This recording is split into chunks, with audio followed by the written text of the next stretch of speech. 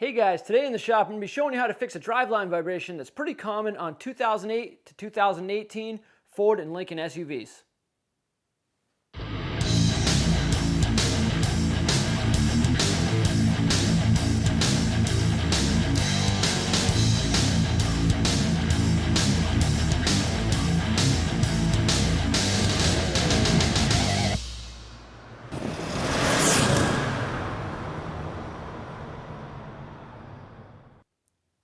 So, fairly common on these Ford and Lincoln SUVs, and even some of the earlier, like 2008 to 2009 Mercurys, when they still made those, is a driveline vibration that the best way that I could describe it, and it's actually how this customer described it, is you're going down the road and you feel it in your seat, and you can even sometimes look in the rearview mirror and you can see the rear seats just shaking.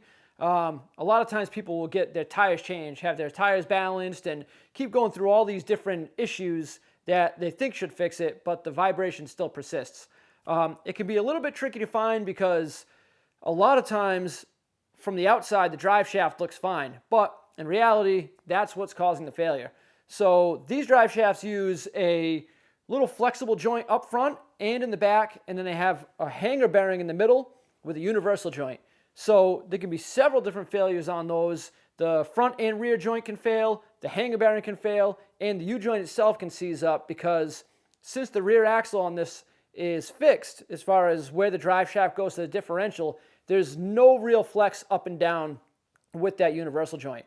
Only the small amount of movement that you get when the differential moves on its bushings or when the engine moves on its bushings, which really isn't enough to cycle the universal joint itself. So what we're going to do is get underneath here. I'm going to show you how to pull this drive shaft out. We're going to figure out what failed exactly on this, and I'm going to show you the solution that Dorman came up with, and it'll save you a little bit of money. All right, so as you can see, like I was talking about, we have this joint back here, which is just a little CV joint. And then as you come up towards the front, about halfway down the drive shaft, you have this hanger bearing right here, and this bearing normally has a little up and down play in it. You're going to feel that. It's going to seem a little crazy if you're not used to seeing these, but it is normal for that to have up and down play. And then as you get to the front, there's another CV joint right here. So any of these three joints can fail. This one, the hanger bearing, and then all the way back to the CV joint in the back of the truck. So this may look a little intimidating at first. It may look like you need to drop the exhaust down to get this out, but you really don't. What we're going to do is we're going to start in the front. Make sure that you have the vehicle properly secured and everything, obviously, before you get underneath this thing. And then take off the 4 bolts. They're 13 millimeters. And those 4 bolts will hold it onto the transmission in the front. And then you can take off, I like to take the 10 millimeter bolts that hold the hanger bearing onto this bracket, and then take the bracket itself out. So there's 2 10s on there. You might need a ratchet wrench to get to them. And then there's 2 13s that hold the bracket up. And then as you get to the back, you have these Torx bits. And this is a T45. So I'm going to put a link in the description of this drive shaft and all the tools I use, and it might make your life a little easier. But it doesn't really matter in which order. You can start from the back, work your way to the front, start from the front, work your way to the back. It doesn't really matter, but you just got to get all these out, all these bolts, the hanger bearing. You really might not have to take that cross member out, but it might make your life a little bit easier. And then the 4 bolts up in the front. And then what we're going to do is slide the drive shaft right out the back and then out that way.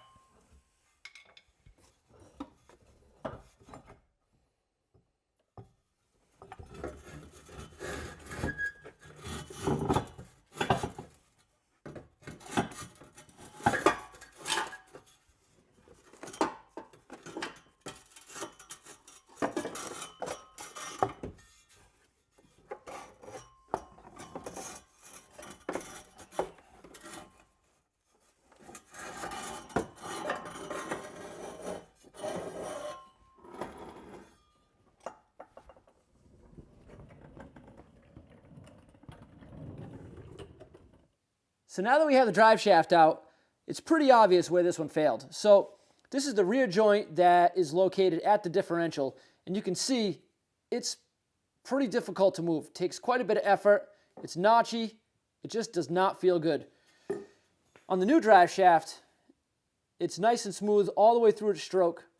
You can move it with a couple of fingers without really any resistance, and that's how it should be. You could have any of these failures, like I said earlier. Yours could fail at the differential end. It could fail at the hanger bearing. It could fail at the front near the transmission. This one obviously is failed right here. So this is where these Dorman drive shafts come into play. The nice part is these things are bolt-in, ready to go, balanced. You don't have to worry about anything. Unfortunately, the U-joint on the factory drive shaft isn't serviceable, so if the U-joint failed, there's nothing you can do about that. It's staked in. You can't press them out. You can't change them. You're kind of stuck.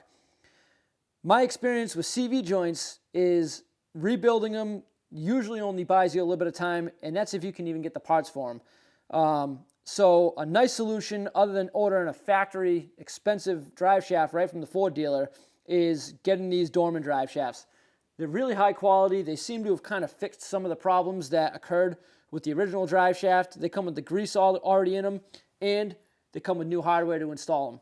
So I'm going to put a link in the description to this drive shaft. This one fits 2008 to 2018 Ford Explorers.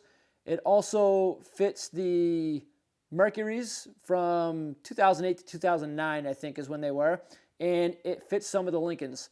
So if you go into Dorman's website, or even if you go onto the link that I send, you should be able to put your information in a vehicle in and see if it fits. But these were in quite a few of the Ford, Lincoln, and Mercury vehicles, and they all suffer from the exact same problem. I'm going to go ahead. I'm going to get this drive shaft stuffed in there, bolted up, then we'll see in a little bit.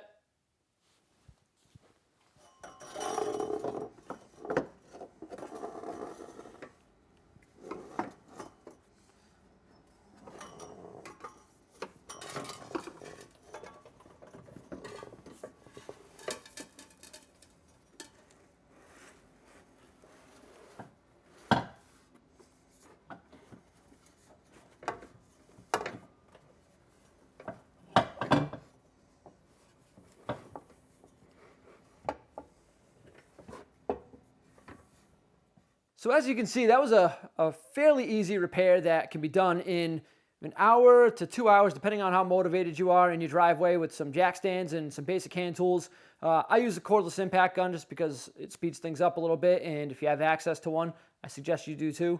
One quick little tip is, as you're tightening all the bolts for the drive shaft on the front and the rear, just double check, go over them a couple of times as you go around, and you are going to need to have the vehicle in neutral so you can spin the drive shaft around and access all those bolts. But once you tighten one side, you want to kind of tighten them in a star pattern, and then just keep going back over them a few times to make sure they're all nice and snug so they don't loosen up on you. If you guys have any questions, feel free to reach out. I'm going to put some links down below. I'm going to put some to Dorman's website and also a link to this particular drive shaft on Amazon so you guys can get this if you need it. And Dorman does make drive shafts for a few other vehicles. So if you're here for another vehicle that's not this exact application, you can go to their website and you can go through the list, and it'll break it down by year, make, and model, and you can see if they have a drive shaft available for your car.